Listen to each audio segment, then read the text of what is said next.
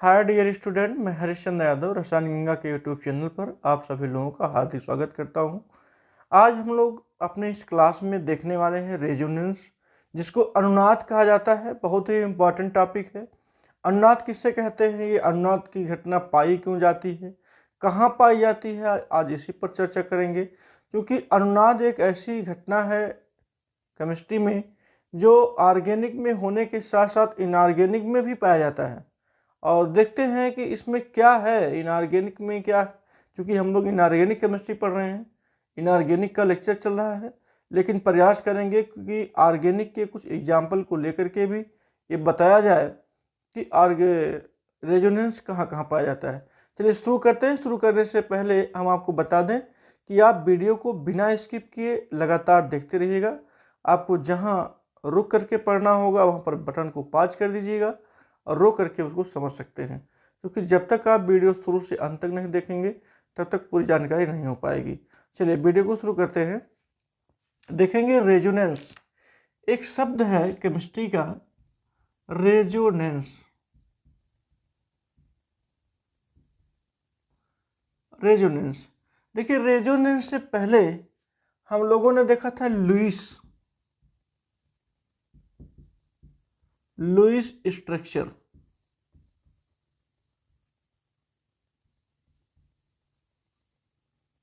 Lewis structure जो है, ये कोई भी अणु दिया जाता था तो उसका संरचना बताता था लुईस के द्वारा, और उसमें जो परमाणु में इलेक्ट्रॉन पाए जाते थे, कैसे बॉन्डिंग करते थे और कैसे जा करके उनकी संरचना बनती थी।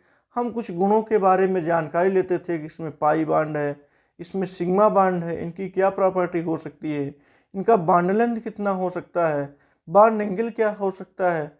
ये सब बहुत सारी जानकारियाँ हम लुईस स्ट्रक्चर और वेस्पर थ्योरी या कह सकते हैं हाइब्रिडाइजेशन के थ्रू हमें यह जानकारी मिलती थी।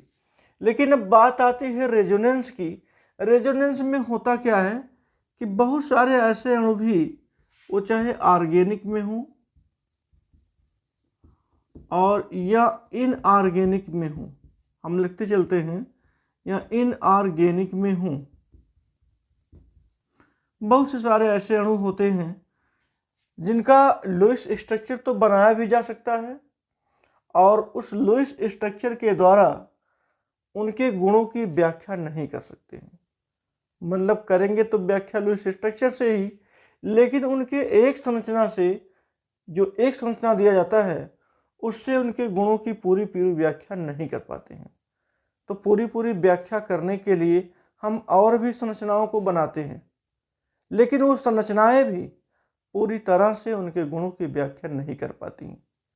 तब फिर क्या होता है, उन्हीं संरचनाओं को मिला करके, इन्हें इकट्ठा करके, उन संरचनाओं के, प्रत्येक संरचनाओं के कुछ कुछ गुणों को लेते हुए एक ऐसी संरचना बनाते हैं जो उस अणु के समस्त गुणों को रिप्रेजेंट कर पाता है, सारी प्रॉपर्टियों को बता पाता है। ऐसे बने हुए उस मिश्रित एग्जाम में संरचना को हम कहते हैं रेजोनेंस हाइब्रिड, कहते हैं रेजोनेंस हाइब्रिड। और यही पूरी जो फिनोमिना होती है, पूरी जो क्रियाविधि होती है, हम उसी का नाम रेजोनेंस लेते हैं। रेजोनेंस उसे ही कहा जाता है। मतलब आप ध्यान समझिए कि जब कोई भी लुईस स्ट्रक्चर जिसकी संख्या 1 हो, वह उसके अणु की पूरी प्रॉपर्टी को रिप्रेजेंट, पूरी प्रॉपर्टी को बताने में असमर्थ हो, इनकैपेबल हो, तो हम क्या करते हैं, ढेर सारी संरचनाएं बनाते हैं। वो ढेर सारी जो संरचनाएं होती हैं वो रेजोनेंस स्ट्रक्चर कहलाती हैं, अनुनादी संरचनाएं कहलाती हैं। और उन अनुनादी संरचनाओं से हम एक कोई ऐसा स्ट्रक्चर बनाते हैं जो कि इन सभी गुणों को एक में ही समाहित कर देता है, दिखा देता है। तब हम उसको कहते हैं रेजोनेंस हाइब्रिड। चलिए रेजोनेंस की परिभाषा लिख दे। परिभाषा लिखने के बाद एक एक पॉइंट वहाँ का क्लियर कर दे बस। लेकिन बात इतनी ही है कि जब कोई संरचना, कोई एक संरचना, लुईस संरचना, उस अणु के बारे में विधिवत पूरी जानकारी ना दे सके और उस जानकारी लेने के लिए हमें और संरचनाओं की आवश्यकता हो, तो वो संरचनाएं, ये कह सकते हैं रेजोनेंस स्ट्रक्चर, रेजोनेंस संरचनाएं, या कहते हैं कैनोनिकल संरचनाएं कहलाती हैं। और उसमें भी वो जो हाइब्रिड बनेगा, यानी सब मिला करके एक संरचना बनेगी जिससे हमें जानकारी मिल पाएगी, वो रेजोनेंस हाइब्रिड होगा और ये पूरी घटना रेजोनेंस कहलाएगी।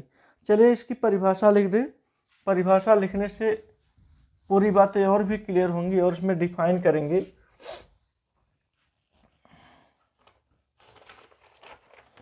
परिभाषा में यह लिखना है, when single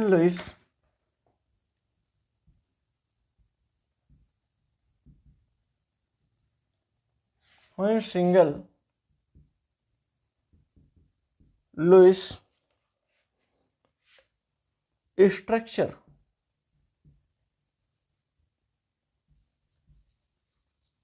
single Lewis structure is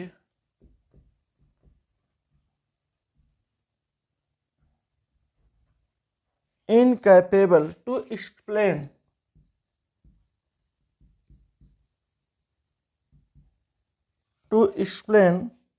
the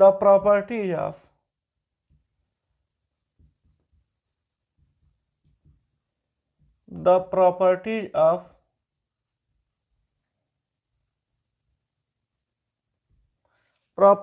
of molecules, then we need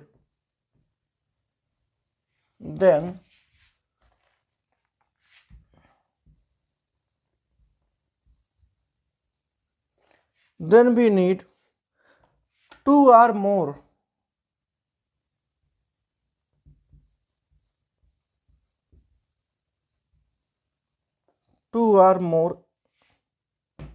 structure। पहले बात समझिएगा, यहां पर लिखा क्या गया है, व्हेन सिंगल लुईस स्ट्रक्चर, जब कोई एकल लुईस संरचना is incapable to explain the properties of the molecule. यहां तक आप समझेंगे, जब कोई एकल लुईस संरचना इनकैपेबल यानी असमर्थ होता है, यहां तक आपको दिखाई देता होगा, इनकैपेबल असमर्थ होता है to explain the property of the molecules. किसी अणु की जो सिंगल लुईस संरचना होती है वह उस अणु के प्रॉपर्टी को इनकैपेबल असमर्थ है बताने के लिए, यानी उसकी क्या प्रॉपर्टी है उसकी एक सिंगल संरचना नहीं बता सकती है। देन बी नीड, तब हमें आवश्यकता होती है टू आर मोर स्ट्रक्चर। तो इसे हमें समझने के लिए दो या दो से अधिक संरचनाओं की जरूरत होती है। अच्छा, वो दो या दो से अधिक जो संरचनाएं होती हैं उनको हम कहते हैं रेजोनेंस स्ट्रक्चर। क्या कहेंगे, यहां लिख देते हैं, RS का मतलब हो गया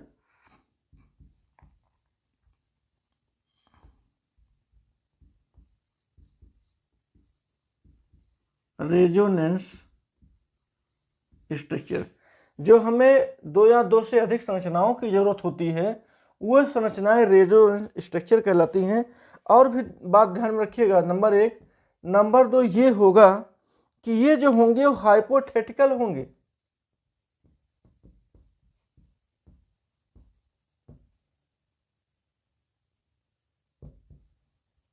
हाइपोथेटिकल स्ट्रक्चर होंगे।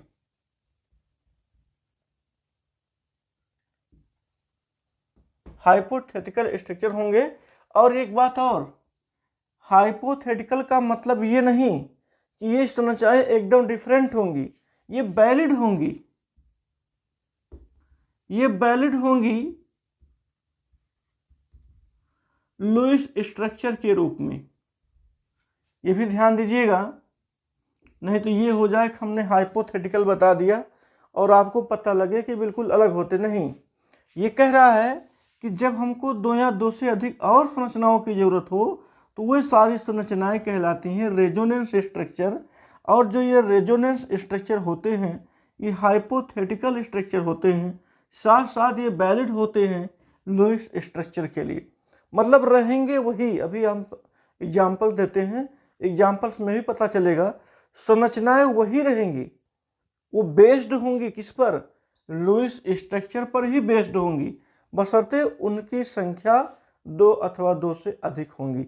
और भी बातें कर लें, और बात ये करना है उसमें से जब अंतिम इन रेजोनेंस स्ट्रक्चर्स को मिला करके कोई एक नया स्ट्रक्चर बनाएंगे जिसको आप कहेंगे RH, और RH का मतलब होता है रेजोनेंस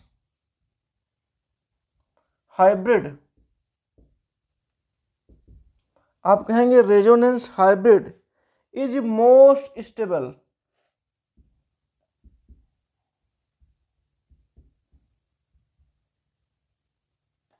वही जो मतलब ऐसी संरचना इन सभी को मिला करके, रेजोनेंस स्ट्रक्चर को मिला करके जो एक ऐसी संरचना निकलेगी जो उनके सभी गुणों को बताने लायक हो जाएगी, उसे हम कहेंगे resonance hybrid.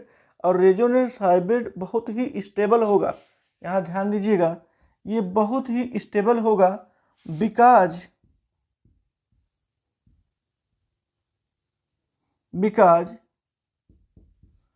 It's energy is law. मतलब ये हो गया कि जो इनका हाइब्रिड आएगा बन करके, इन सभी संरचनाओं को मिला करके हम कोई एक हाइब्रिड संरचना देंगे, वह बहुत ही स्टेबल होगा। और जो स्टेबल होगा यही पूरी जानकारी देगा इस अणु के बारे में, जिस अणु के बारे में दो या दो से अधिक संरचनाओं ने मिल करके तैयार किया है। या कह सकते हैं एक संरचना इनकेपेबल था, असमर्थ था उसकी जानकारी देने में, तो वह संरचना वाला जो RH हाइब्रिड स्ट्रक्चर जो देने वाला है, उसकी जो स्टेबिलिटी होगी अधिक होगी, क्योंकि उसकी एनर्जी कम होगी। आप जानते हैं जब एनर्जी कम होती है तो स्टेबिलिटी बढ़ती है। और ध्यान रखेंगे स्टेबिलिटी का प्रयोग हम ऑर्गेनिक और इनऑर्गेनिक दोनों में खूब अच्छे से करेंगे, इसलिए क्योंकि हमको हमेशा स्टेबिलिटी चाहिए। कोई भी प्रोडक्ट आपको प्राप्त करना है, जब तक कोई स्टेबल नहीं होगा तब तक हमें उसकी उचित मात्रा मिल नहीं पाती है। मतलब स्टेबिलिटी होना जरूरी है। एक अच्छी स्टेबिलिटी लाने के लिए एनर्जी को कम करना पड़ेगा। देखिए हमने उल्टा कर दिया, ये 1/, हो जाएगा। एनर्जी को अगर बढ़ा देंगे तो स्टेबिलिटी घट जाती है, एनर्जी को घटा देंगे तो स्टेबिलिटी बढ़ जाएगी। यहाँ पर देख रहे हैं एनर्जी लो हो जाता है, और जैसे एनर्जी लो होता है वैसे ही इसकी स्टेबिलिटी बढ़ती हुई चली जाती है। तो जो रेजोनेंस हाइब्रिड स्ट्रक्चर होते हैं उनकी स्टेबिलिटी अच्छी होती है, क्योंकि उसमें ऊर्जा कम होती है। एक बार फिर से इसे बता दें, आप पहले इसको अच्छे से देख लीजिए, हम बगल हो जाते हैं।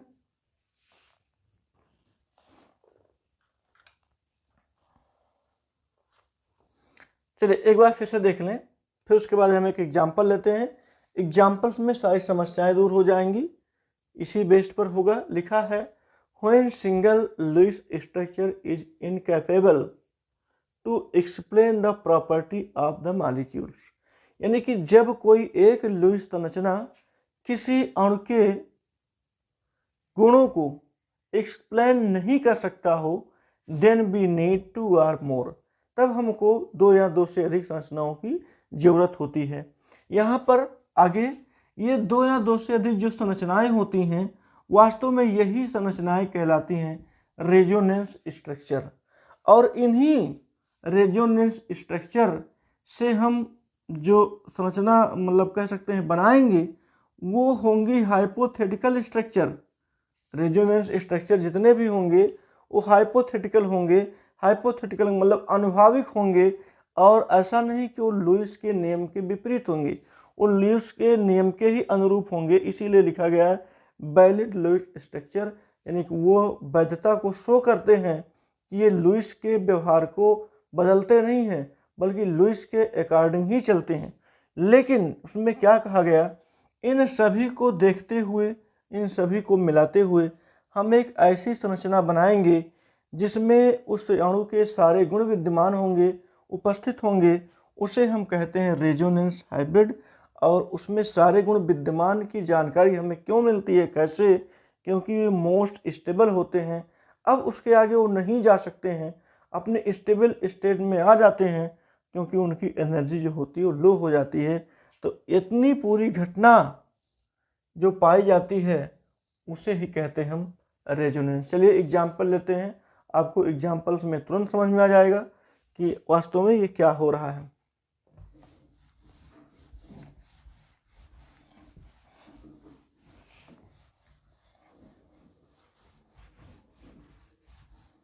जैसे एक एग्जाम्पल लेते हैं हम ओजोन।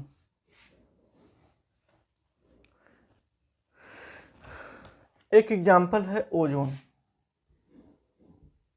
O3। ओजोन की बात करें, एक सेंट्रल O है, एक डबल बॉन्ड से O लगा हुआ है, एक सिंगल बॉन्ड से O लगा हुआ है। यहाँ पर पॉजिटिव चार्ज है, यहाँ पर नेगेटिव चार्ज है। ध्यान दीजिएगा, यहाँ पर पॉजिटिव चार्ज है, यहाँ पर नेगेटिव चार्ज है। ये यहाँ पर आपको सिग्मा बॉन्ड दिखाई दे रहा है, यहाँ पर एक सिग्मा है और एक पाई। ये भी बात क्लियर है, यहाँ पर कोई चार्ज नहीं दे रहा है। अब आपको इसके गुण के बारे में बताना है। ध्यान दीजिएगा, हम कहें कि जो डबल बॉन्ड और सिंगल बॉन्ड है, वैसे तो हमें ये लगता है कि ऑक्सीजन और ऑक्सीजन के बीच की अगर लंबाई को हम x मान लें और ऑक्सीजन और इस ऑक्सीजन के बीच की लंबाई को y मान लें, तो आपको समझ में क्या आएगा कि दोनों के अगर हम बॉन्ड लेंथ की बात करें, हमें पता है कि y का जो बॉन्ड लेंथ होगा वो कहीं न कहीं ज़्यादा होगा x के बॉन्ड लेंथ से। पता है आपको, क्योंकि सिंगल बॉन्ड की लंबाई अधिक होती है, डबल बॉन्ड की लंबाई कम होती है। अगर हम बॉन्ड एनर्जी की बात कर लें, तो सबसे ज़्यादा बॉन्ड एनर्जी जो है यानी ऊर्जा लगेगी तोड़ने में, वो लगेगी यहाँ पर Y में। उल्टा होता है, बॉन्ड एनर्जी ज़्यादा लगेगी X में और Y में उससे कम होगी, क्योंकि ये Y बॉन्ड की लंबाई अधिक होती है और जिसकी लंबाई अधिक होती है उसको तोड़ने में ऊर्जा कम देनी पड़ती है। तो आपको पता चल रहा है यहाँ पर Y की लंबाई जो है, ये जो O के बीच की लंबाई Y है, इसमें कम ऊर्जा देनी पड़ेगी, ये आसानी से बॉन्ड ब्रेक हो जाएगा। और X में डबल बॉन्ड लगा हुआ है, पाई बॉन्ड उपस्थित है, इसलिए इसको तोड़ने में अधिक ऊर्जा देनी पड़ेगी। इसलिए हम कह सकते हैं बॉन्ड एनर्जी X की ज़्यादा होगी अपेक्षाकृत Y से। और बॉन्ड लेंथ की बात करें तो बॉन्ड लेंथ में हमें पता भी है कि जो सिंगल बॉन्ड होते हैं उनकी लंबाई अधिक होती है, और जब पाई बॉन्ड आ जाते हैं, डबल बॉन्ड आ जाते हैं, ट्रिपल बॉन्ड आ जाते हैं, उसके बॉन्ड की लंबाई कम हो जाती है। मतलब ऐसे कुछ कि सिंगल बॉन्ड से अधिक लंबाई होती है डबल बॉन्ड की, और डबल बॉन्ड से अधिक लंबाई होती है ट्रिपल बॉन्ड की। ये बॉन्ड लेंथ का बढ़ता हुआ क्रम है। अगर हम कहें बॉन्ड एनर्जी, तो बस आपको क्या करना है, बॉन्ड एनर्जी का अगर कह सकते हैं क्रम हमें पूछा जाए, ये हमने उल्टा बार बार कर दिया। ये बॉन्ड एनर्जी यही है, बॉन्ड एनर्जी का बढ़ता हुआ क्रम है ये, क्योंकि ट्रिपल बॉन्ड में ज़्यादा ऊर्जा देनी पड़ेगी, डबल बॉन्ड में उससे कम, सिंगल बॉन्ड में सबसे कम। अगर हम बॉन्ड लेंथ की बात करें तो ट्रिपल बॉन्ड से बड़ा डबल बॉन्ड और डबल बॉन्ड से बड़ा सिंगल बॉन्ड, ये होता है बॉन्ड लेंथ। इंक्रीजिंग ऑर्डर दिखाया गया, ये यहाँ पर इंक्रीजिंग ऑर्डर दिखाया गया। तो मतलब कहने का केवल इतना है, इस संरचना से हमें केवल ये पता चल रहा है कि बॉन्ड लेंथ Y की अधिक है और बॉन्ड लेंथ X की कम है। बस इतनी बातें आपको ध्यान में रखना है। लेकिन ये सिंपल वे है जानने का। वास्तव में ये जो हमने लिखा है ये सभी अणुओं पर लागू होता है। जितने भी अणु आपको मिलेंगे सभी अणुओं पर ये बातें लागू होती हैं कि बॉन्ड लेंथ जो होता है वो सिग्मा बॉन्ड पर यानी सिंगल बॉन्ड पर अधिक होता है और पाई बॉन्ड पर बॉन्ड लेंथ कम होता है। इस कह सकते हैं जनरल मॉलिक्यूल के लिए लागू होता है। ये सारी चीज़ें जो हैं ये जनरल मॉलिक्यूल के लिए होता है ये। लेकिन अब ये जो एग्जाम्पल आपको दिया गया है ये कुछ विशेष टाइप का एग्जाम्पल है इसको, लेकिन जब हम ये कह सकते हैं एक्सपेरिमेंट के थ्रू देखते हैं, तो पता चलता है x बराबर y है। मामला यहाँ आकर के फंस जाता है कि x और y का जो बॉन्ड लेंथ है इस अणु में लगभग बराबर है।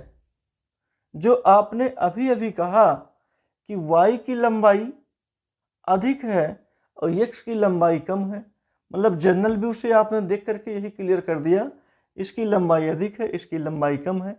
लेकिन जब इसको हम एक्सपेरिमेंटली चेक करते हैं, प्रयोगों द्वारा देखते हैं, तो पता चलता है दोनों की लंबाई क्या है, एक समान है। तब जा करके हमारा ये जो लुईस स्ट्रक्चर था कहीं न कहीं फेल होता हुआ दिखाई देता है।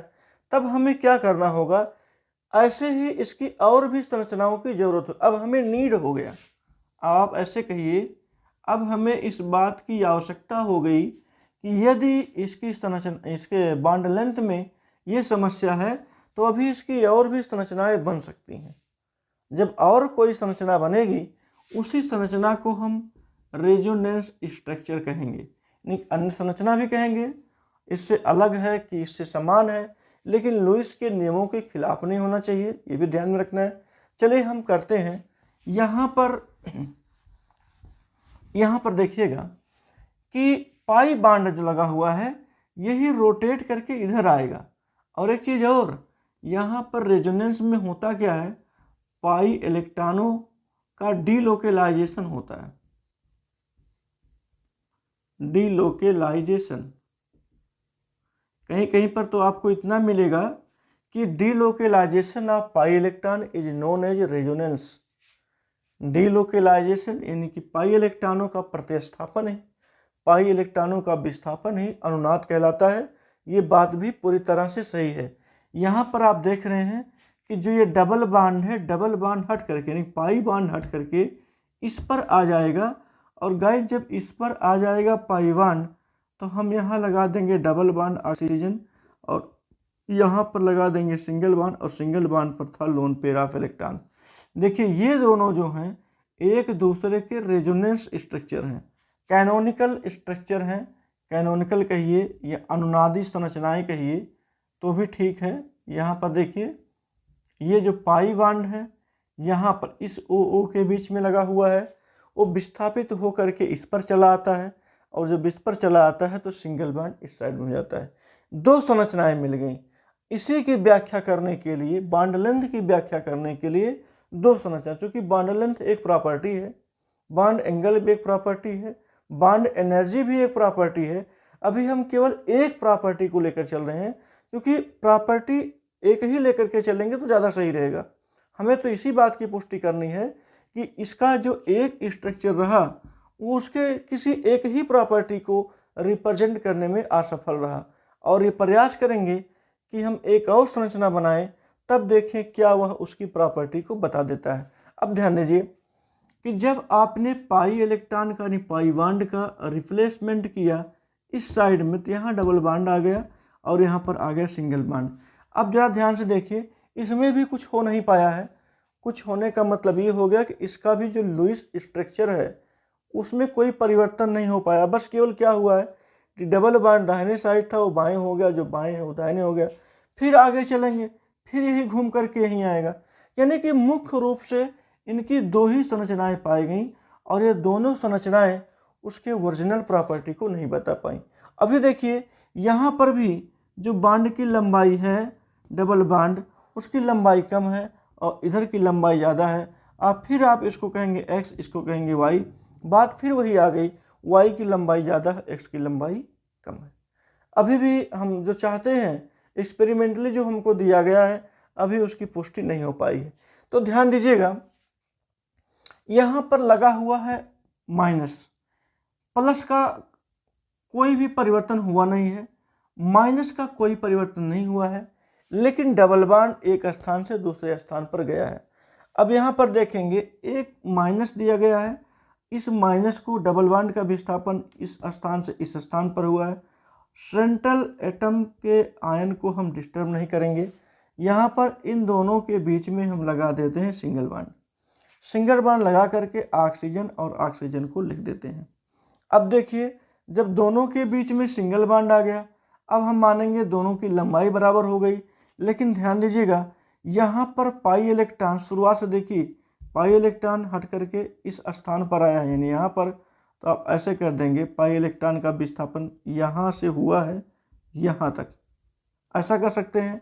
अब देखेंगे दोनों के बीच में डबल बॉन्ड आ गया, और दोनों के बीच में डबल बॉन्ड आने के साथ साथ जो ये माइनस चार्ज अकेला था, यहाँ पर -1/2 कर लेते हैं, यहाँ पर -1/2 कर लेते हैं। जब ऐसा कर लेते हैं तो दोनों पर चार्ज भी जो है वो इक्विलिब्रियम स्टेट में आ गया, यानी कि लगभग बराबर हो गया। और गाइस जब दोनों पर चार्ज भी बराबर है और दोनों तरफ के बॉन्ड भी बराबर हैं, तो आप इसको XY जो पहले मानते थे, अब बॉन्ड लेंथ XY जो है एक दूसरे के बराबर हो गया। अब यही जो स्ट्रक्चर बन करके सामने आया है, इसे ही बोलते हैं RH, हाइब्रिड स्ट्रक्चर या हाइब्रिड रेजोनेंस। अब यहाँ पर कह सकते हैं कि बॉन्ड की लंबाई दोनों की बराबर है। इसके पहले जो दो संरचनाएं थी उसमें बॉन्ड की लंबाई बराबर नहीं थी, इसलिए हम उसको कहे थे RH, रेजोनेंस स्ट्रक्चर, या इनको हम कैनोनिकल स्ट्रक्चर भी कहते हैं।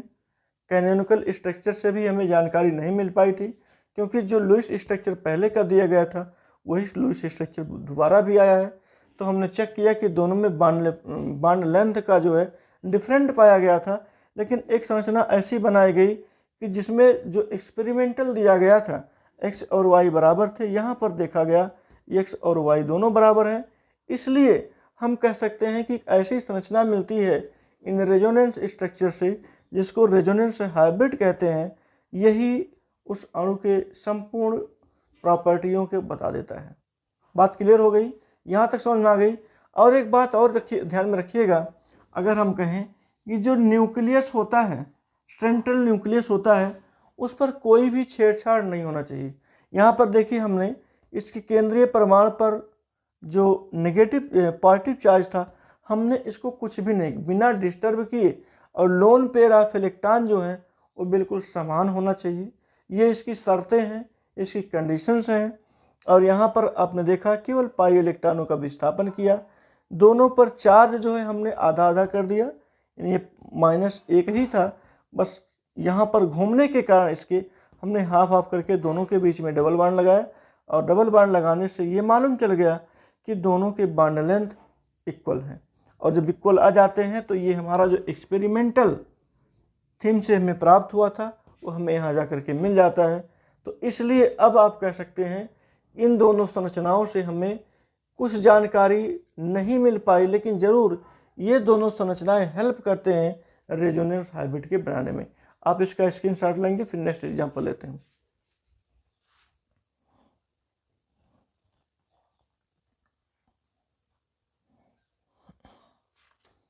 एग्जाम्पल है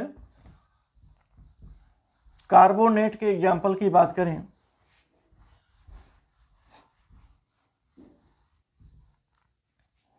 कार्बोनेट एग्जाम्पल है। यहां पर सेंट्रल में होगा कार्बन, और यहाँ पर डबल बॉन्ड O कर लेते हैं, और ये सिंगल बॉन्ड कर लेते हैं ऑक्सीजन और ऑक्सीजन। देखिए 2 नेगेटिव चार्ज है, 2 नेगेटिव चार्ज लगा दिया गया। अब यहाँ पर भी देखिए carbon oxygen, carbon oxygen, carbon और ऑक्सीजन। यहाँ पर कार्बोनेट में देखा जाए तो ये पाई बॉन्ड आपको दिखाई दे रहा है, ये सिग्मा बॉन्ड, ये सिग्मा बॉन्ड, यहाँ पर एक सिग्मा है एक पाई है। चलिए कोई बात नहीं, यहाँ पर ये चीज़ जानिए, ये सिंगल बॉन्ड है, ये सिंगल बॉन्ड है, ये डबल बॉन्ड है। यहाँ पर भी आप कह सकते हैं कि इन दोनों की लंबाई एक समान होगी, लेकिन इसकी लंबाई एक समान नहीं होगी। लेकिन ये तो बिल्कुल सरलता से आपने कह दिया कि ऐसा होता है, लेकिन अगर देखा जाए कि एक्सपेरिमेंटल देख लिया जाए अगर इसे, तो इसके बॉन्ड की लंबाई, यहाँ पर इसको x मान लेते हैं, ये तो y है क्योंकि दोनों समान है। एक्सपेरिमेंटल देखा गया है x और y का जो बॉन्ड लेंथ होता है वो बराबर होता है, दोनों की बंधन लंबाई जो होती है वो एक समान होती है। लेकिन यहाँ पर अगर सामान्य तरीके से देखा जाए तो ये सिंगल बॉन्ड, ये सिंगल बॉन्ड, ये डबल बॉन्ड, इन दोनों की लंबाई तो बराबर है, लेकिन इसकी लंबाई इन दोनों की अपेक्षा कम है, ऐसा कह सकते हैं। अब इसी बात की हमें पुष्टि करनी है, कैसे करेंगे? चलिए इसका हम RS बनाते हैं, रेजोनेंस स्ट्रक्चर। कैसे बनेगा? जैसे एक बार डबल बॉन्ड को यहाँ भेज दीजिए, एक बार डबल बॉन्ड को यहाँ भेज दीजिए। जैसे जब डबल बॉन्ड को आप यहाँ भेजेंगे तो यहाँ पर सिंगल बॉन्ड आ जाएगा, सिंगल बॉन्ड आएगा नेगेटिव होगा, और यहाँ पर होगा डबल बॉन्ड, और उसके बाद ये होगा आपका सिंगल बॉन्ड नेगेटिव। चलिए यहाँ होगा, अब इसी डबल बॉन्ड को भेज दीजिए इस साइड में, यानी कि 3 स्ट्रक्चर आपको दिखाई देंगे। यहाँ पर O नेगेटिव करते हुए डबल बॉन्ड ऑक्सीजन यहाँ पर, सिंगल बॉन्ड ऑक्सीजन यहाँ पर नेगेटिव चार्ज कर देंगे। देखिए 3 इसके रेजोनेंस स्ट्रक्चर मिल गए, फर्स्ट, सेकेंड और ये थर्ड। लेकिन तीनों स्ट्रक्चर में हमें मिल क्या रहा है कि केवल पाई बॉन्ड का विस्थापन हो रहा है। कभी डबल बॉन्ड यहाँ था तो कभी डबल बॉन्ड यहाँ आएगा, कहीं डबल बॉन्ड यहाँ आ गया, और कुछ हुआ नहीं इसमें। ऐसे में हम बॉन्ड लेंथ फिर भी वही पाएंगे कि x का बॉन्ड लेंथ सबसे कम होगा इन दोनों के अपेक्षा। इन दोनों के अपेक्षा इस पाई बॉन्ड का यानी कि CO के बीच की जो लंबाई होगी वो कम होगी। जो हम चाहते हैं, जो एक्सपेरिमेंटल हमको दिया गया है, ये हल नहीं हो पाया। अब करेंगे क्या? अब आप ध्यान से देखिए, C और O के बीच आप सिंगल बॉन्ड लगा दीजिए। यहाँ क्लियर हो गया। और आपने पाई बॉन्ड का विस्थापन एक बार आपने यहाँ किया था तो हम यहाँ कर देते हैं। उसके बाद आपने इसी को यहाँ पर लेकर आया, यहाँ ले आएंगे, और फिर उसके बाद आपने पाई बॉन्ड को यहाँ लेकर गया, यही किया है। यानी कि ये पाई बॉन्ड तीनों ऑक्सीजन पर घूमा है। देखिए इस ऑक्सीजन पर घूमा है, इस ऑक्सीजन पर घूमा है और इस ऑक्सीजन पर घूमा है, तीनों ऑक्सीजन पर ये पाई बॉन्ड घूमा है। और यहाँ पर आपके सामने 2 नेगेटिव चार्ज दिखाई दे रहे हैं, तो आप करेंगे क्या? क्योंकि इलेक्ट्रॉन जो माइनस चार्ज था यहाँ पर था, तो यहाँ पर हम करेंगे -2/3, क्योंकि इनकी संख्याएं 3 हैं, ये 3 जगहों पर यही 2 नेगेटिव चार्ज घूमा है, तो हम करेंगे -2/3, यहाँ पर भी करेंगे -2/3, यहाँ पर भी करेंगे -2/3। अब देखिए जो चार्ज था हमने तीनों ऑक्सीजन पर बिखेर दिया। चार्ज के साथ साथ जो पाई बॉन्ड केवल एक जगह पर लगा था, हमने उसे तीनों जगह पर कर दिया।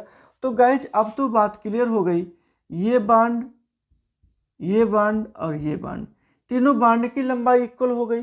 यानी अब कह सकते हैं x बराबर y, जो हमें बताना था वो क्लियर हो गया कि सभी के बीच की जो लंबाई रही वो इक्वल हो गई।